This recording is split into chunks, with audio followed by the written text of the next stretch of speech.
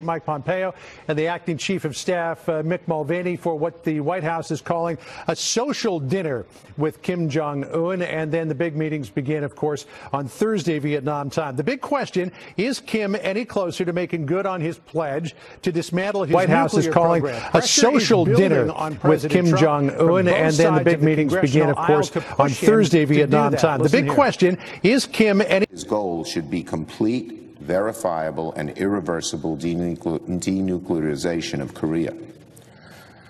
An agreement that includes significant sanctions relief in exchange for something short of that will be woefully insufficient. We need a clear, concrete roadmap to complete, verifiable, irreversible denuclearization.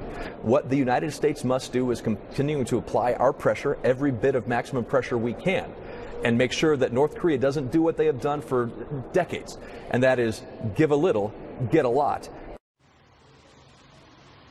There is some concern within the administration that the whole idea of denuclearization has now become a negotiating point when it should be an absolutely non-negotiable item, and that the United States seems on a path to give concessions to Kim to move him down that road. President Trump insists that sanctions will stay on North Korea until Kim does something to start actually dismantling his nuclear program. Of course, he shut down a rocket motor facility. He also blew up the entrances to his nuclear testing facility, but he didn't need either one of those anyways. But President Trump says that the sanctions will continue to stay on.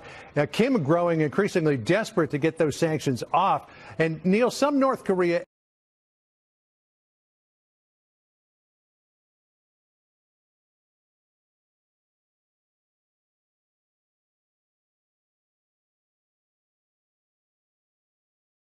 experts that some sort of success has already been baked into this summit cake so that both leaders can declare some sort of success at the end of it, but that definition of success does not include anything about denuclearization. So we'll see if they're right or if President Trump comes out with something at the end of all this. Neil? That's very interesting. All right, John Roberts, thank you. Be safe, my friend. John Roberts in Hanoi. So denuclearization, what does it mean to you? Well, a naive read like mine would be, well, get rid of anything nuclear. But again, as John indicated, it's not that simple. Ari Fleischer is joining us, the former White House press secretary. We've got Robert Charles, the former assistant secretary of state. And last but not least, Elena Treen. Elena, end with you, get your take on what you think denuclearization will mean, because there's no way in heck we're told that the North Korean president is going to do it lickety-split. If he does it at all, then what? That's exactly the problem. And this is something that Trump administration officials have conceded. In a call with reporters last week, they said that there are different definitions between what North Korea and, of course, what the U.S. think is denuclearization. And that's the biggest issue here, is defining what that is and how verifiable that is. And I think that the goal here is the U.S. has been pushing for decades North Korea to choose between becoming an economic power or a nuclear one. And of course, North Korean leader Kim Jong-un wants both. But and I think something that President Trump has said, as well as Secretary of State Mike Pompeo, is that they will not give any economic sanctions relief until there is that complete and verifiable denuclearization. But if there is any sort of leaning on that, it would be a win for North Korea to get any sort of sanctions relief, because their goal is to have both of those powers. Robert Charles, from the Secretary of State stance, you got to wonder, Mike Pompeo has been telling the president it's one thing for them to have stopped the missile testing. That's great. But they can always restart that. And we don't know where a lot of these missiles and other weaponry are. And he has urged the president to kind of hold their feet to the fire. He has as well. But what does hold the feet to the fire mean here? What would have to be verified to leave this summit and score to success? Well, first, remember, nuclear diplomacy is historically a long and drawn-out process, no matter what country's on the other side. I would say success out of a summit, and this is all about the principles. Things aren't going to happen without the two principles here, because that's the definition of this country's diplomacy. But success would be continued dialogue to me. It would be no more, continued cessation of missile launches and testing. Wild success would be you start to see a commitment to and actual dismantling of the uranium and plutonium processing facilities. You get an actual definition on paper by agreement of what denuclearization is. The long-term top-down dialogue here between these two countries is about economic transformation, and it's no coincidence that they're in Vietnam. The per capita income of a North Korean average citizen is about $1,300 a year. Vietnam's per capita income is twice that. South Korea's is 20 times that. So what you're trying to do is show them that there's a way out of this hole. The other thing to remember is that the big win would be to have them realize that holding nuclear weapons is actually a strategic liability, that if they move back to conventional, which is hard. Since 1953, they've been strategically aligned by their nuclear policy. But I think if you could back them out of that slowly over the next couple of years, you end up seeing real success. And this president's got them further than most presidents have gotten them. I'm wondering, too, on the part of the president here, obviously, Vietnam, the White House weighed in on that location, and to the Assistant Secretary's point, that it is a model for a former fierce enemy that becomes an economic friend and customer and client of the United States, supplying a lot of goods that make it one of the more vibrant economies in Asia now, and that this, too, could be North Korea's. What do you think of that? Well, it's fascinating, but here's the problem with it. We speak different languages than the Koreans, and I don't mean English and Korean. I mean, we believe in economic development. We believe in the advancement of the people. I'm not sure North Korea does. They certainly have no history of it. And so long as Kim Jong-un and the power brokers around him, his military especially, so long as they are in power, I don't think they really care about their people. At least that's been the decades-long history of North Korea. They'll impoverish their people. Their people will be in prison camps. And does the government care? No, because they keep getting away with it. So the question is Kim Jong-un that different from his father and his grandfather? Will he be the Korean who says, I want to be like South Korea or like Vietnam, economically free and successful? I've seen no evidence that he is indeed like that. What he wants to do is stay in power. So it's a beautiful image. It's the right image. It's what the West should hope for. I just don't know that we have a participant who speaks the same language. All right, well, we'll get a sense of that in the next 2 days. Guys, I want to thank you all very, very much. In the middle of this, you have a nation that's going to be transfixed on the fixer because the president's former personal attorney, Michael Cohen, is testifying behind closed doors in Washington, D.C. today. Tomorrow, open to the public when all of this is going on half a world away. Catherine Herridge in Washington on what we can expect. Hey, Catherine. Thank you, Neil, and good afternoon. We are entering the 7th hour that Michael Cohen has been behind closed doors here at the Senate Hart office building. For context, last time he was here about 2 years ago, that interview went on for nearly 11 hours. Cohen arrived earlier today. He took a back entrance that largely shielded him from reporters. What we heard from Republicans and Democrats is that they want Cohen to explain why he lied when he was here in 2017 about a Moscow real estate project during the presidential campaign and when those discussions ended.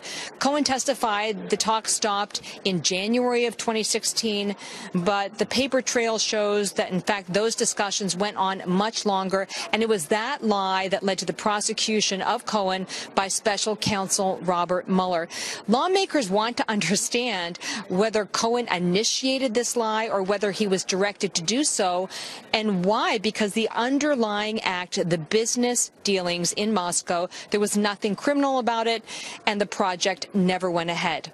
Earlier today, the White House Press Secretary Sarah Sanders issued a statement about Cohen's testimony this week on the Hill that states disgraced felon Michael Cohen is going to prison for lying to Congress and making other false statements. It's laughable that anyone would take a convicted liar like Cohen at his word, and pathetic to see him given yet another opportunity to spread his lies.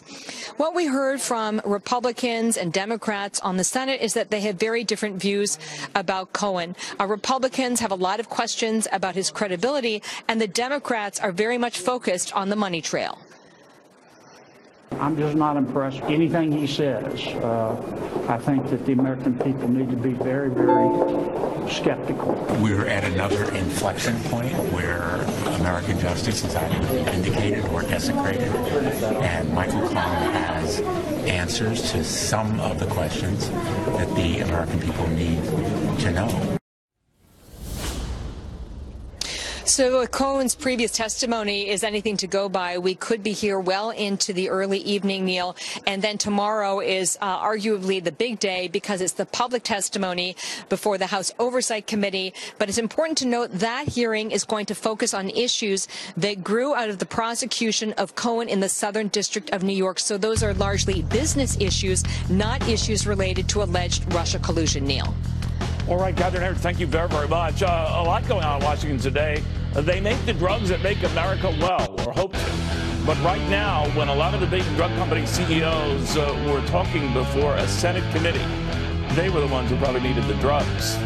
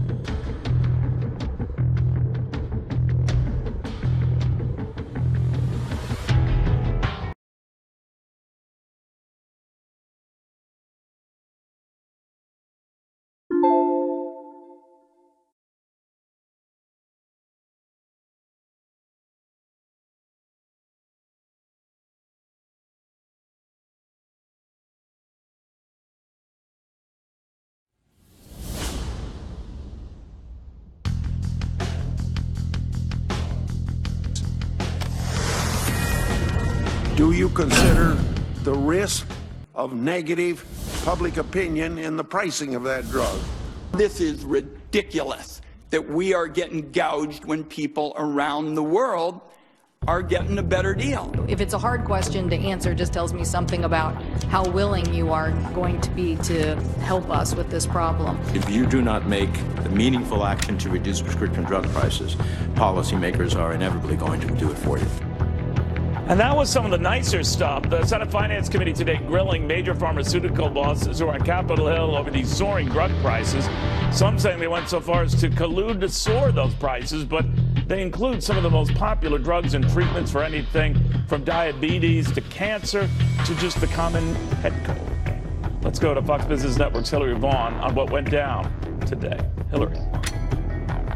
Hey, Neil, well, senators today searing the 7 CEOs in the hot seat, saying they don't want lip service or, quote, happy talk. They want it in writing that they will drop drug prices for patients. Senators accusing Big Pharma of price gouging and taking advantage of American taxpayers by accepting government handouts and, in return, ripping patients off at the counter by hiking prices. If the taxpayer is paying that money for something which over the counter is $200 a month, and we're paying $2,600 a month, it is almost as if the taxpayer has stupid written on their face. I think that you charge more here because you can.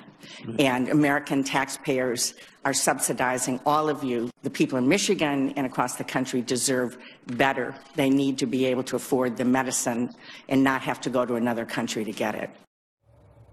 Executives from Pfizer, Johnson & Johnson, Bristol-Myers, and other companies actually agreed that high prices are a problem, but they say it's up to Congress to fix it. They want the government to get rid of rebates because they say the middleman that negotiates supply between the drug makers and the insurers and the pharmacies are scooping up savings that should be passed down to consumers.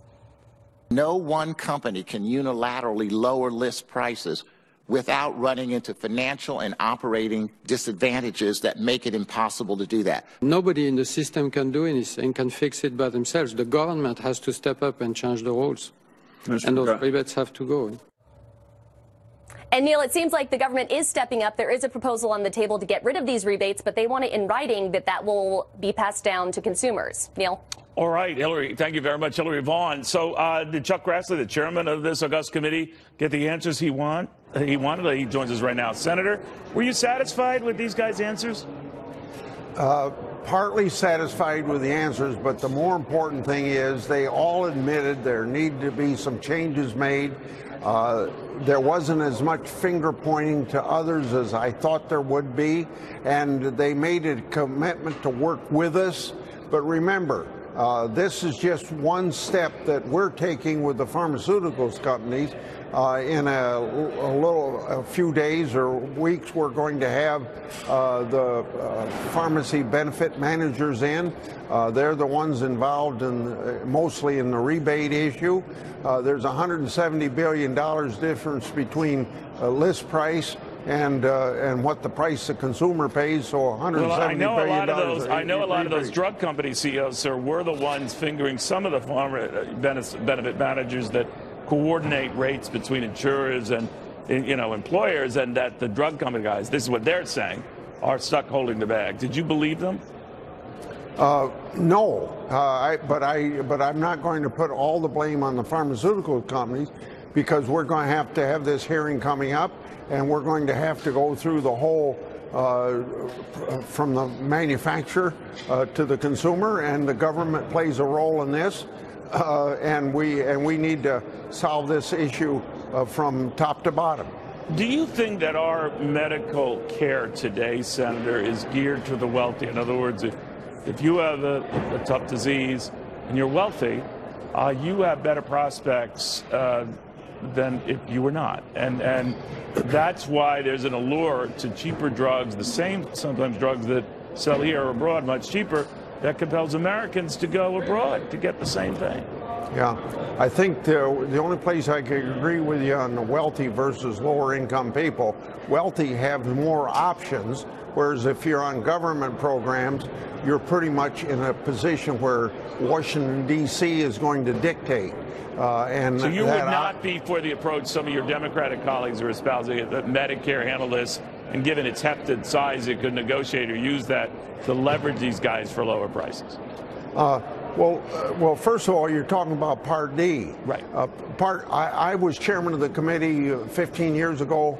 The last time I was chairman, I led the effort to get Part D in, and it's the only program I've been involved in that has come in under budget and still under budget. So when I see something working, then if it ain't broke, don't fix it. And I think we also have letters from Congressional Budget Office. Now, maybe these are older letters, but I'm going to get some updates on it, that says that the government negotiates. It really doesn't save money in the end. And worse yet, when the government negotiates, the government really dictates, and then you have smaller formularies, so that what your doctor says you ought to have may not be on the formulary.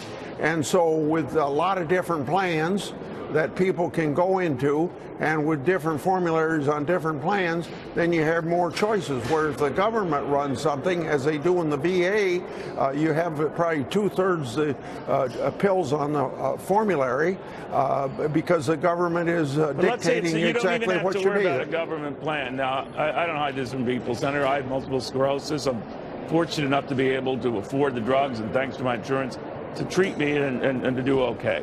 Now, there are people who have conditions just like mine who don't have access to that because of these sky-high prices that only some can pay. It's not even a government issue. Should something be done about that if it isn't reined in? Well, yeah. I think, for instance, the extent to which I have legislation in to do away with the pay for delay scheme, or the acronym, another bill, CREATES. Get generics on the market faster, have more competition.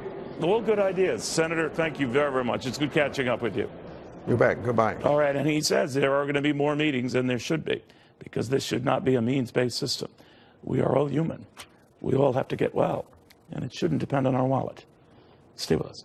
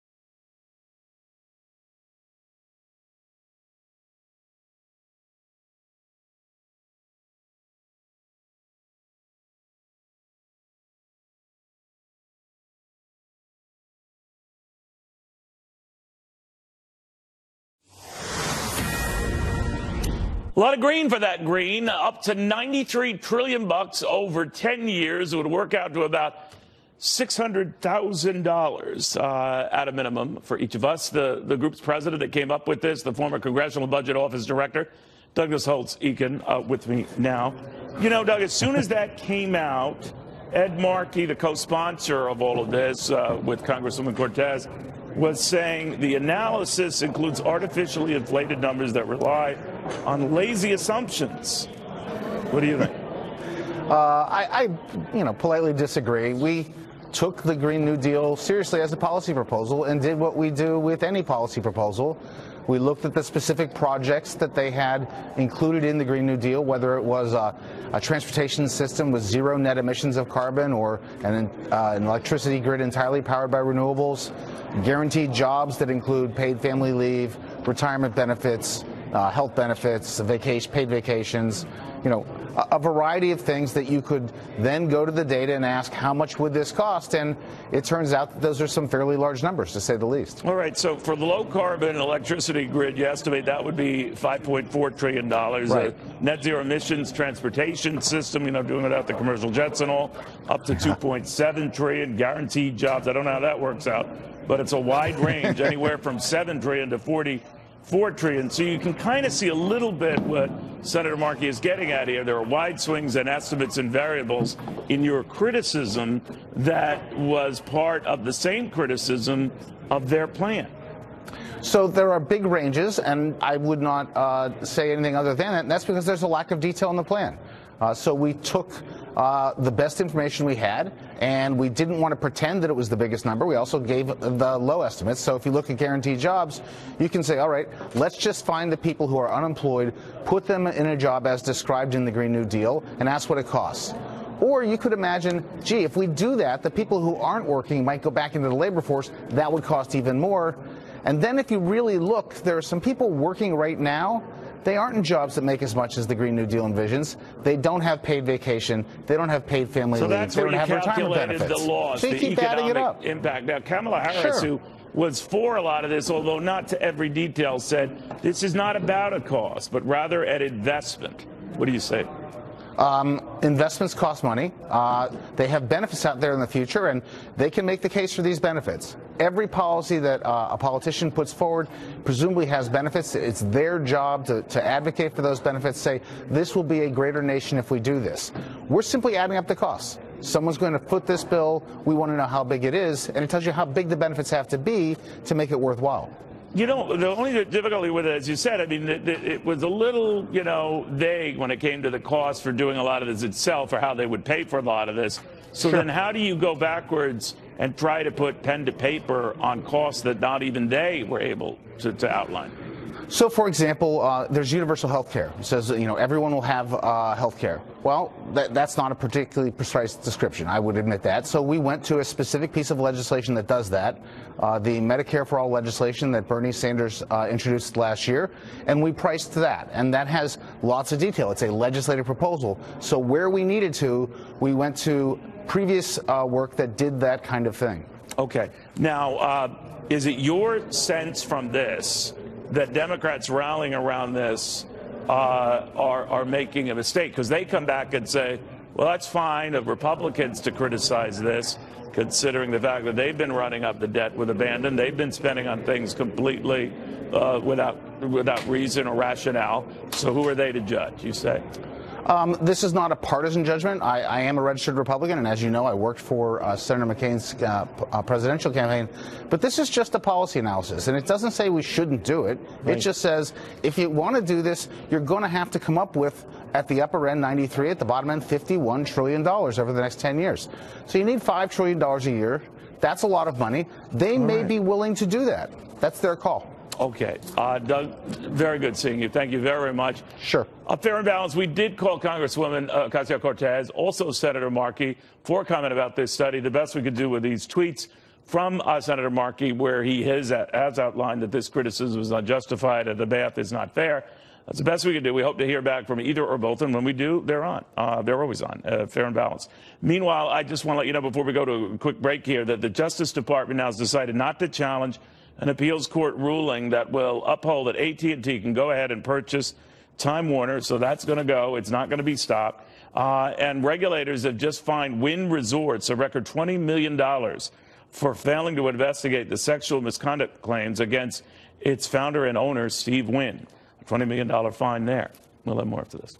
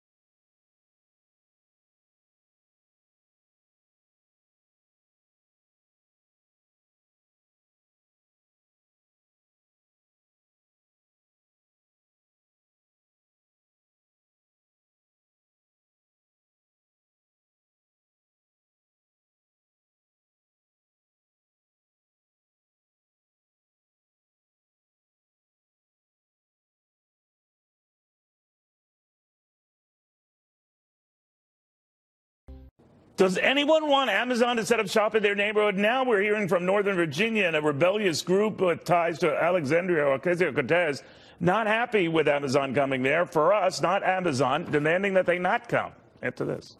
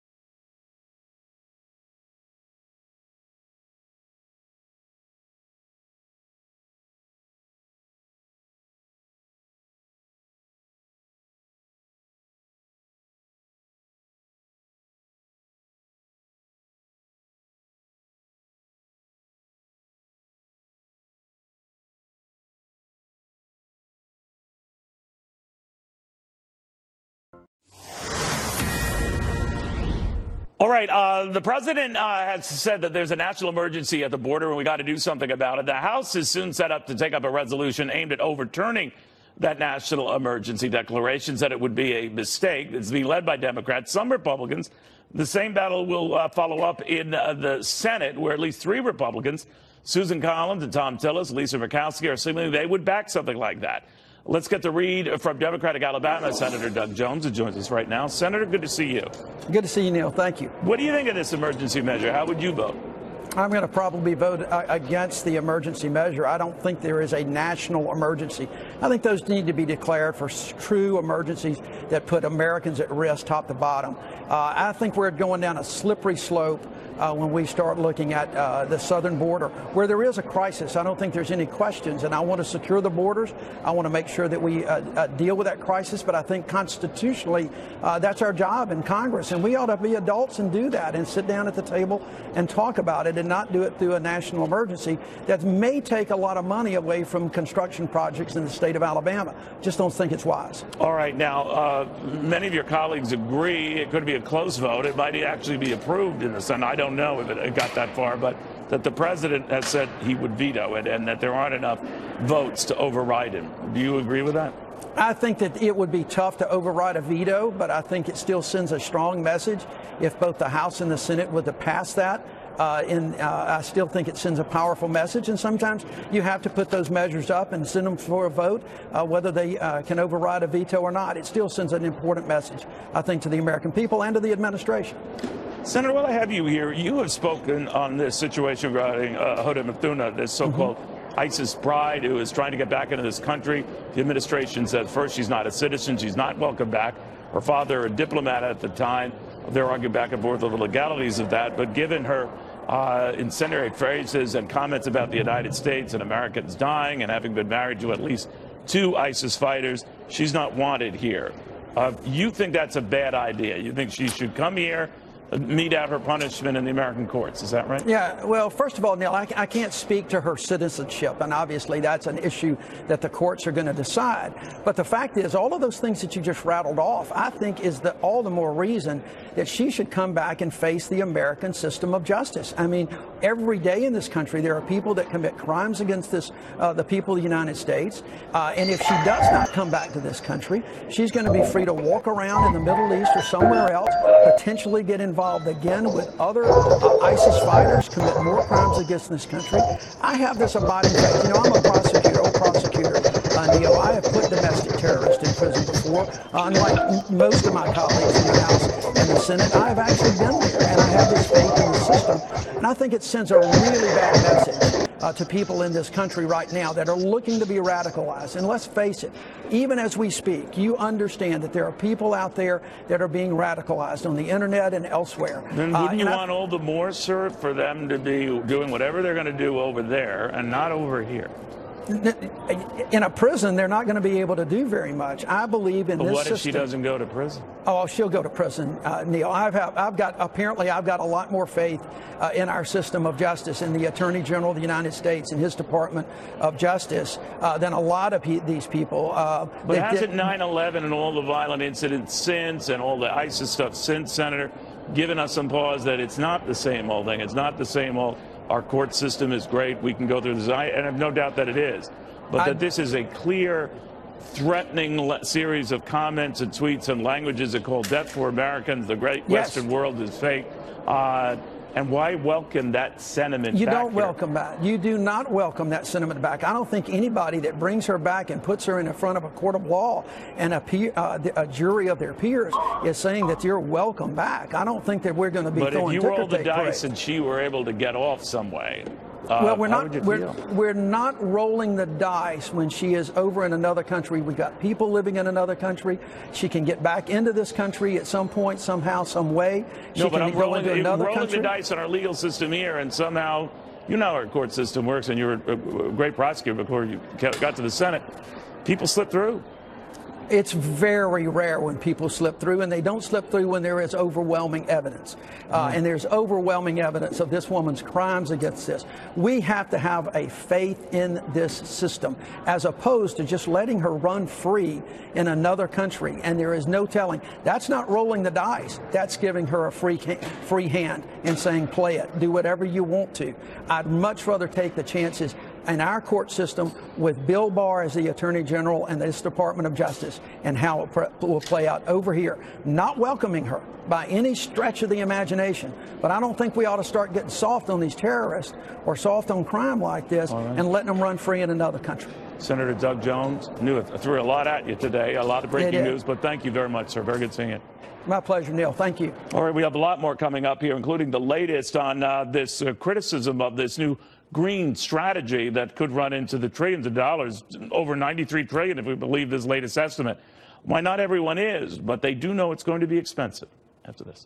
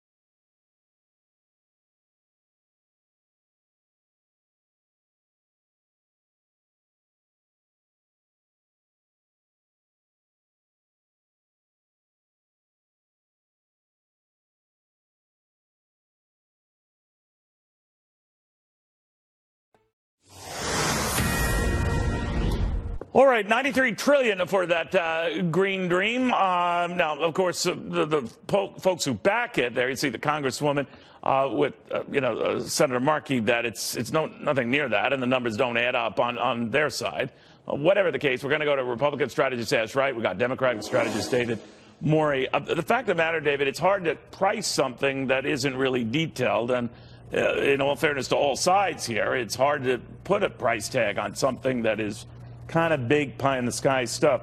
The fact that so many Democrats now are distancing themselves from this, or not the broad goals of some green initiatives, but these specific initiatives, what does that tell you? Good to be with you, Neil. That's exactly right. This is an aspiration more than a strategy. And put it in the bigger context. In the next 10 years, by 2029, the debt's going to go to $33 trillion, double from where it is today, bigger than our economy at the time. Another $49 trillion in terms of fully funding Medicare and Medicaid, extrapolating. So $1 trillion here, $1 trillion there starts to add up. No, you're right, it does. And neither party has addressed those, over the decades spending issues. But Ash, I'm just wondering here, where does this go? We just had all these drug CEOs, big question on Capitol Hill for sky-high medical prices, sky-high drug prices. They point the finger at the system. They point the finger at insurance companies and benefit care managers and the rest. But it gets out of control. Isn't that part and parcel of what's wrong? Absolutely, and thanks for having me on. But this is absolutely out of control, and I think that's exactly what this speaks to. I mean, even if you take it at today's estimate of the $93 trillion, that's still quadrupling our national debt in one single deal. I mean, so I would take, if you take the average American home and increase their tax rate each year annually by 10%, it would take them 100 years to pay back the Green New Deal. And I think that's the problem with this is it's an overhaul of healthcare, it's an overhaul of our transportation and the way we live our daily lives, and Americans aren't going to buy it. I think this is a problem going into 2020 for Democrats. I think they need to step back, take it off the table, do a little bit more research, and come back with a more thought out and detailed plan that Americans can actually look at and research and understand it completely and fully the first time they release it. Then let me ask you about that, David. If a thought out plan is required here, and the fear is that it's going to be involving a lot of taxes on a lot of folks, and it's going to actually be a drain on the economy. What do you think of that? Well, what we have to do is we start with vision. All the great leaders and change leaders in our history, Lincoln, Reagan, FDR, they all began with vision. So we have to start with vision. But then we're going to have to. You wouldn't compare the folks who proposed this with Lincoln or FDR. No, but I would also say, Neil, that deny is not a strategy from the White House, nor is letting China lead on this issue. So what we're going to have to do is bring innovation into the center of it. Lead on the green issue, because I don't see China leading on anything green here. I mean, China's got a lot of revolutionary motion in terms of the green efforts, because at some point they're going to have to do it because of their citizenship. Second only to India, one of the filthiest countries on earth. But they're also marching ahead in terms of their technology. Okay. We can't let them do that. We got to use what America does best. That is bringing innovation to the center of it. What do you think of that? If the Republican instinct could be to look at the business side of this and capitalize on what we as a capitalist society could do to incentivize dealing with this, then what? Yeah, well, look, this isn't just a Republican and Democrat issue. If you quadruple our national debt, we're already over our gross production ratio compared to the national debt. If you quadruple that, it's going to make lenders that lend to America like China not want to, because they're going to believe that we cannot pay back our debt. And so as you do that, it's going to make it tougher for corporate companies in America and private companies to take out loans and actually invest in these Green New Deal products that are pushed in it. So it's kind of like the new Green Deal is working against itself. All right. Gentlemen, you argue your cases very eloquently. Thank you very, very much. We'll see what happens on this front. Thanks, Neil. All right. Now, as you know, the president is in Vietnam right now getting ready for that big sit-down with Kim Jong-un. There are a lot of expectations for this back and forth. But the fact of the matter is our relations with North Korea have never been so good. And that's why a lot of people are saying we have to thank the person who's responsible. What have I told you, not just the President of the United States, our former ambassador to the United Nations, Bill Richardson? He's next.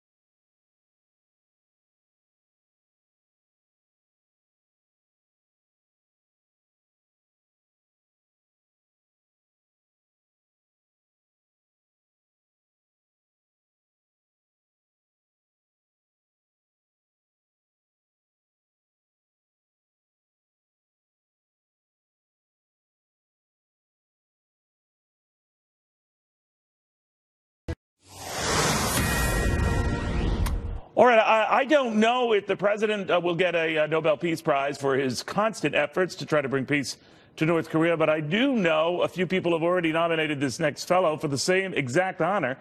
I'm talking about the former U.S. ambassador to the United Nations, Bill Richardson, responsible over the decades for freeing so many who were imprisoned there and abused there.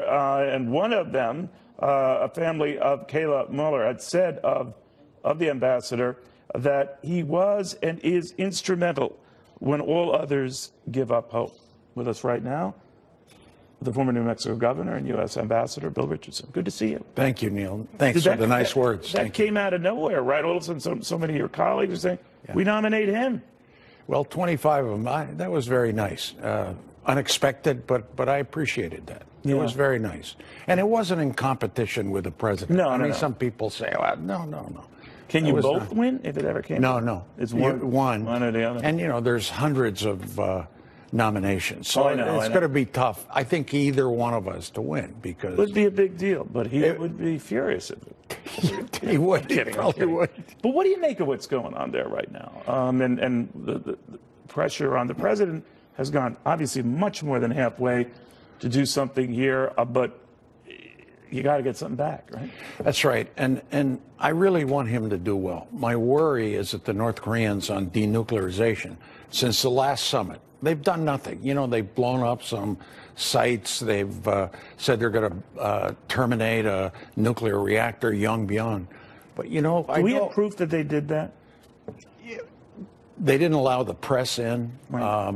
No, we don't have proof. They may allow inspectors into those two sites, but that's not enough. I mean, they have maybe 40 nuclear weapons, missiles, weapons of mass destruction. They committed in the first summit to destroy those sites, and they haven't done anything. I know how they are. They want you to go first in a negotiation. Well, the president says they haven't been launching any missiles. They haven't been doing any of that. They've been returning a higher, at a more rapid rate, number of American remains. Mm-hmm. Now, I know you were involved in that years back as well, but it's a go slow kind of approach that they take, it seems, and it's frustrating even to the president. So he apparently is sending the message, you've got to move faster. Right. And I give him credit for having the summit with Kim Jong-un in June. The tension is less there. It's good that leaders are talking to each other. What I don't want the president is to have too many expectations that they're going to do much. I think they're slow rolling this. I think they're deep down, they want to keep a bunch of their nuclear weapons because they know that's what keeps Kim Jong-un in power. That's why I wonder if they lost that, they'd lose a key bargaining chip. Right. It's like Libya. Right. They don't have nuclear. Libya. They remember Libya. They remember Libya. But my hope is that the region is less tense today. We got to protect Japan. Japan hasn't been part of these negotiations, and a missile could hit Japan. A missile eventually could hit us. So this is why we have to curb the missile, not just freeze missile development, but destroy many of these. They committed to do that. And if they get that, I think if they do that, do you think we would release sanctions? His son is different than his father, is different than his father. Yeah, I think this son is more strategic. The father was like I won't call him a rug merchant, but he'd say, okay, you want this prisoner out?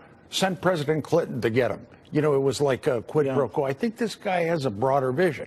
It's a vision that scares me a bit because he's just not doing more on nuclear and missile development since the summit.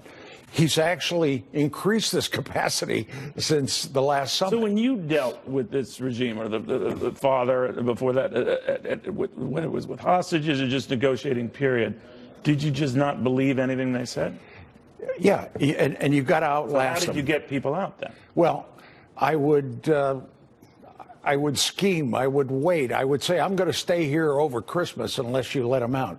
And they were aware of that publicity. But they always want you to go first. But, when I got those two American pilots out, they said to me, and they were very clear, they said, we want you, the United States, to pay for the ammunition that shot them down. And I said, no, we're not going to do that. But they really believe that. They don't think like us, Neil. They're isolated. They need the sense that we're conceding something. What could we concede? That's right. Well, we did concede. Joint military exercises. In South Korea, we did concede that. They want sanctions relief. But mostly, I think Kim Jong-un sees himself on the world stage with the most powerful man in the world, the President of the United States. So it's a lot of internal prestige for him, regional prestige. They always used to say to me, look, we're the big guys in the region, the U.S. and North Korea, not Japan, not China.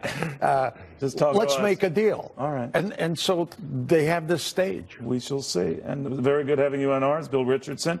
Could be up for a Nobel Peace Prize. They don't go out easily, I don't know. But if they did, it would be nice to go to Europe just to see the whole thing go down. We'll have much more after this.